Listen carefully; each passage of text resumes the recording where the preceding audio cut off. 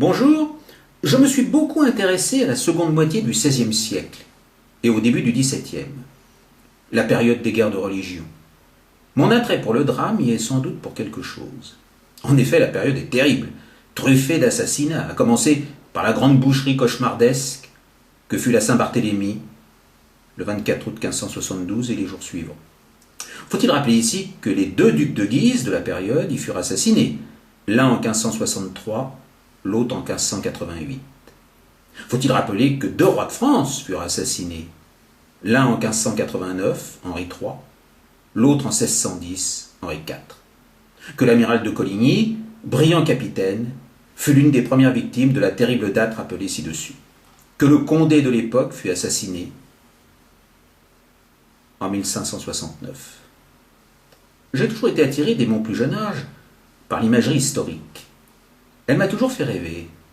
Et avec mes goûts, je me retrouve comme toujours dans Les parents pauvres. J'explique.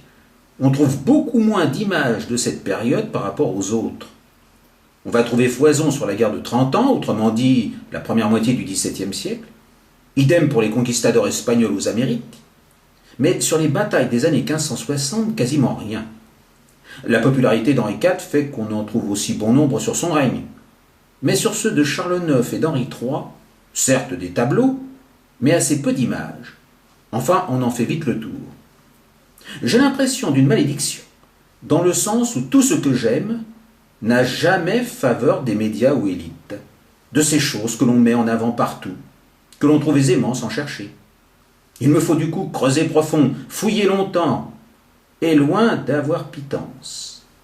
Un chemin de croix, des braises à traverser, un isolement culturel, une taupe, je suis d'ailleurs myope, qui accumule durement ses trésors au fond de sa galerie. Trésors ignorés et méprisés par le plus grand nombre. C'est vrai dans le cinéma, les romans, pièces de théâtre, chansons et j'en passe. Les artistes en général. Au point que cela, à force, m'amuse. Pourtant, je jure grand Dieu que je ne le fais pas exprès, c'est totalement involontaire. Je ne vous parle même pas de mes entretiens avec mes jeunes collègues, qui ignorent quasiment tout de ce qui a plus de 2 jours, et je caricature à peine. Je leur pose des questions sur ce qu'ils aiment, c'est toujours même réponse, du rap.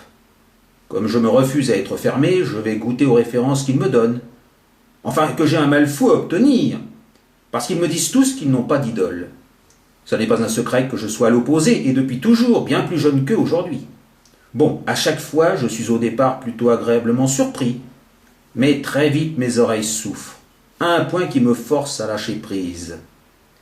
Finalement, très vite. Vous comprenez, je suis amoureux fou de la mélodie. Alors dans ces coins-là, il n'y en a pas des F, et encore pour faire dans la litote. Je pense que dans le sens inverse, leur réaction à chose près serait les mêmes. Cela s'appelle la dérive des continents, des changements de galaxies. Enfin, pour revenir au sujet, c'est tout de même étonnant. Ou c'est peut-être mon inconscient qui me pousse toujours à fuir troupeau, construire mon nid loin des villes. Je ne sais pas.